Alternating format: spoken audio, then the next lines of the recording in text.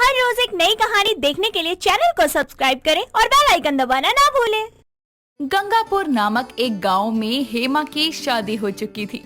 शादी के कुछ दिनों बाद उसके ससुराल वाले उसके सारे कारनामों और गुणों से वाकिफ हो चुके थे। उसकी अपनी सास सुमन और ननद अंजू के बीच कभी भी नहीं पटती थी। आसपास के सभी पड़ोसी अब उसके घर से आने वाली लड़ाई झगड़ों की आवाज के आदी हो चुके थे। एक दिन ऐसे ही सुमन हेमा का मजाक उड़ाते हुए उससे बोलती है, अच्छा बहू, भैंस के सामने बीन नहीं बजानी चाहिए, ऐसा लोग क्यों कहते हैं? हमको लगता है अम्मा जी इसके पीछे कोई बहुत बड़ा रहस्य छुपा है। वैसे हमारा इंटेलिजेंट दिमाग कहता है भैंस के आगे बीन बजाने से उसके अंदर एनर्जी आ जाएगी, जिससे वो बीन बजाने वाले को अपने सींग से उठाकर पटक सकती है। हम भी ट्राई करके देखते हैं काजल भैंसिया पर, क्या पता ऋतिक रोशन की तरह नाचना शुरू कर दे। हाँ हाँ बहू, इसी बात पर हम एक और सवाल करते हैं तुमसे। पूछिए पूछिए। हमें पिछले जन्म में वरदान मिला था बुद्धिमत्ता का। भैंस और बैल में क्या अंतर है? देखो अम्मा जी, ये भैंस और बैल का आपसी मामला है। मैं किसी दिन उन दोनों से पूछ लूंगी, फिर आपको बता दूंगी। एक आखिरी सवाल बहू। नहीं माँ जी, अब नहीं, क्योंकि हम अपना सारा ज्ञान यूँ फ्री में नहीं दे सकते। आप जरा अपने भी दिमाग के घोड़े दौड़ाइए और मुझे कजरी को भी सैर पे ले जाना है। हे भगवान, बहुत अच्छी किस्मत है मेरी जो आपने मुझे दुनिया की सबसे समझदार और होशियार बहू दी है। मेरे मरने के बाद मेरा बेटा इसे कैसे झेलेगा? बस अब तो आप ही सहारा हैं। सुमन के पास सिर्फ अफसोस जताने के अलावा कोई चारा नहीं था। शाम होने पर हेमा चूल्हे में लकड़ी डालते हुए उसमें फूकनी से फूक मार रही थी। चूल्हे की आंच पर खाना पक रहा था। उसका पति आशु, जो काम के बाद थक कर चूर हो चुका था, हेमा को आवाज लगाते हुए उससे आलू के पराठे की दरखास्त करता है। हेमा, मेरे लिए आलू के 4 पराठे बना दो। हम अभी कछुए की स्पीड से आपके लिए पराठे बनाते हैं। कछुए की स्पीड? मतलब आज शाम के पराठे 2 दिन बाद खाने को मिलेंगे? आप भी ना, हमने पढ़ा था कि कछुआ सबसे तेज दौड़ता है, इसीलिए हम तेजी से आपके लिए पराठे बनाते हैं। हाँ हाँ, कुछ भी करो, लेकिन पराठे आज की तारीख में ही बना देना। थोड़ी ही देर में हेमा उसके लिए पराठे बनाकर ले आती है। पराठों को तोड़ते हुए आशु बोलता है, ये कैसे आलू के पराठे हैं जिसमें आलू ही नहीं? आशु जी, आपने कभी कश्मीरी पुलाव खाया है? हाँ, खाया है। तो उस पुलाव में आपको कभी कश्मीर नजर आता है? नहीं ना, तो बात को ध्यान से समझो। लेकिन ये क्या बात हुई? अब चुपचाप खा लीजिए। हेमा की बात सुनकर आशु के पास कोई जवाब नहीं रहता और वो चुपचाप बिना बहस किए ही बिना आलू के पराठे खाता है। और अगली सुबह हेमा देर तक सो रही होती है। ये देखकर सुमन को गुस्सा आता है और वो उसे उठाते हुए कहती है, ओ कमअकल, उठ जा, सुबह से दोपहर हो गई है, न जाने क्या होगा इसका। ओफो, हमारा सपना अधूरा रह गया। अच्छा, तो कौन सा सपना देखा तूने आज? हमने देखा कि हमारे आसपास बहुत सारे गधे हैं और बहुत सारे गधों में हम भी एक हैं, और उन गधों की मैं मालकिन हूँ और वो गधे मेरी जिम्मेदारी है। हम उन्हें चराते चराते धरती के 3 चक्कर लगा चुके हैं। वैसे एक बात बता, तेरे इर्द गिर्द हमेशा जानवरों की ही बातें क्यों होती रहती है? क्योंकि हम एनिमल लवर हैं, समझो अम्मा जी। हाँ बरोबर, समझ गए। अब उठ जा, कजरी को देखने वाले आएंगे, जल्दी से उसे नहला धुला कर तैयार कर दे। अरे ये क्या बोल रही हैं आप? शादी के लिए रिश्ता आया है, हमारी कजरी अब पराई हो जाएगी।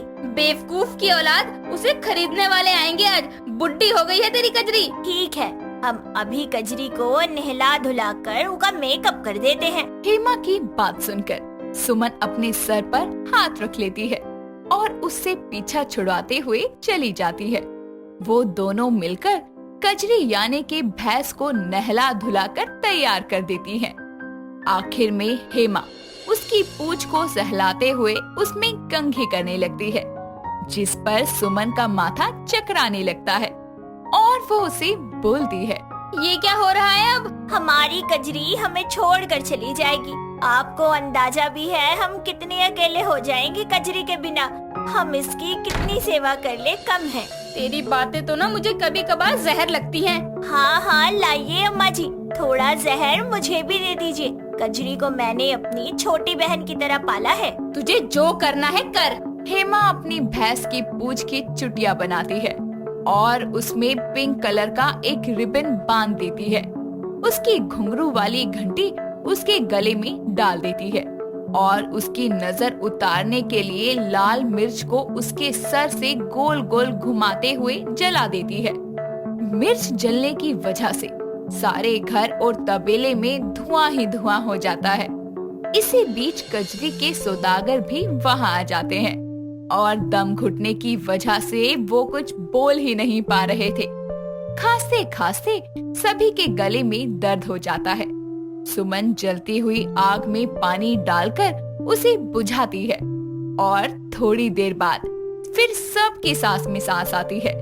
सौदागर उनकी इस हरकत से बहुत गुस्सा होकर वापस चला जाता है, जिस वजह से सुमन के गुस्से की भी कोई सीमा नहीं रहती और वो अपने मुंह से आग बरसाते हुए बोलती है, डायन, ये तूने क्या किया? तेरी भैंसिया काली है, उसे किसी की नजर नहीं लग सकती। देखिए अम्मा जी, आप हमारी कजरी को भैंसिया मत कहिए, हमारी अंतरात्मा को ठेस पहुंचती है। अब भैंस को भैंस नहीं तो क्या कहें?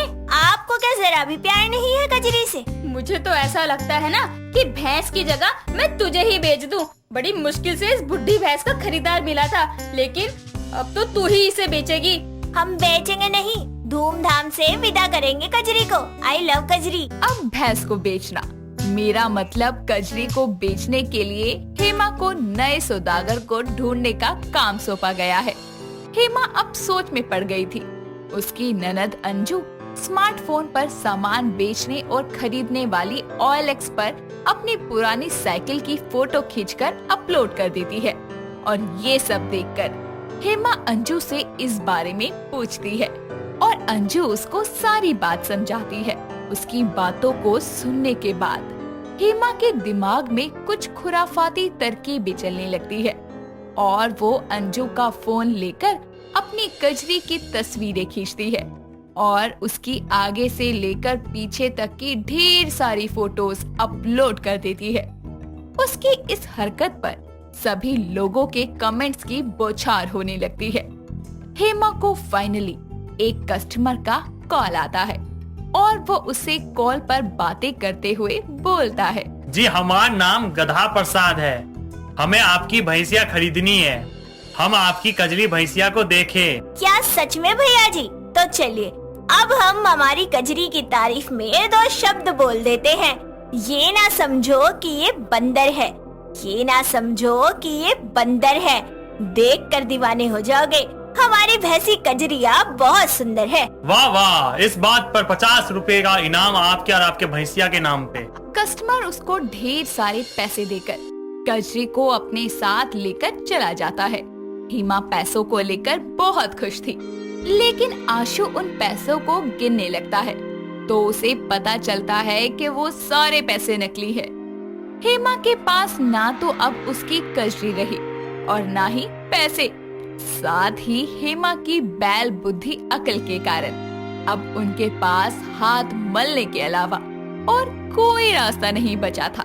दोस्तों, अगर आपको ये कहानी पसंद आई तो इसे लाइक करें, शेयर करें और कमेंट करके बताएं कि कहानी में आपको सबसे अच्छा क्या लगा।